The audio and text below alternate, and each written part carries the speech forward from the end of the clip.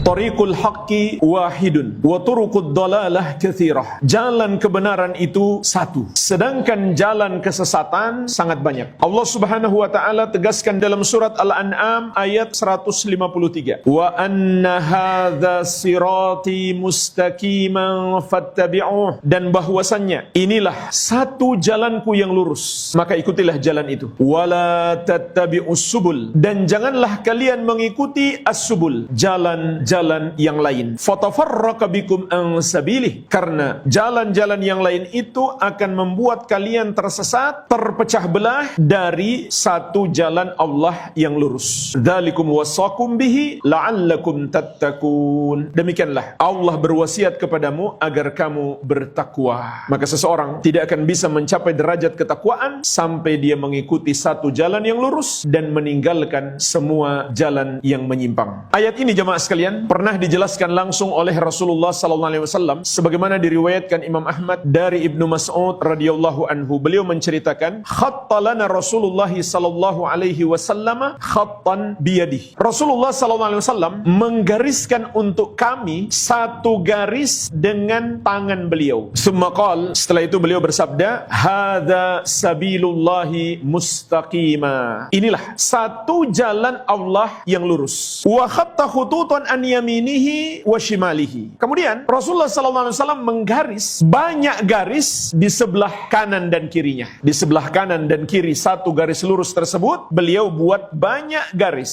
Summa qala, lalu beliau bersabda, hadhihi subul. Ini semuanya adalah as-subul, jalan-jalan yang lain, jalan-jalan kesesatan. Jumlahnya lebih banyak daripada jalan kebenaran. Aisa minha sabilun illa alaihi syaitanun yad'u ilaihi. Tidak ada satupun jalan kesesatan itu kecuali di atasnya ada setan yang mengajak kepadanya. Summa qara'a, kemudian Nabi SAW membaca ayat ini, surat Al-An'am ayat 153. Wa anna hadza sirati mustaqiman fattabi'uh. Allah Subhanahu wa taala berfirman, dan bahwasanya inilah satu jalanku yang lurus, maka ikutilah jalan itu. Wala tattabi'us subul, dan janganlah kalian mengikuti as-subul, jalan-jalan yang lain. Fatafarraqa bikum an sabili, karena itu akan membuat kalian tersesat, tercerai-berai dari satu jalan Allah yang lurus tersebut. Maka jemaah sekalian, dari ayat dan hadis yang mulia ini kita pun paham, jalan kebenaran itu hanya satu, sedangkan jalan kesesatan itu banyak. Disebutkan oleh At-Tabari rahimahullahu taala dalam tafsir beliau dari Imam Mujahid, imam besar ahli tafsir dari generasi tabi'in, murid seniornya Ibnu Abbas radhiyallahu anhuma, menjelaskan yang dimaksud dengan as-subul, jalan-jalan lain yang membuat umat tersesat dan tercerai-berai dari jalan Allah Subhanahu wa taala, maknanya adalah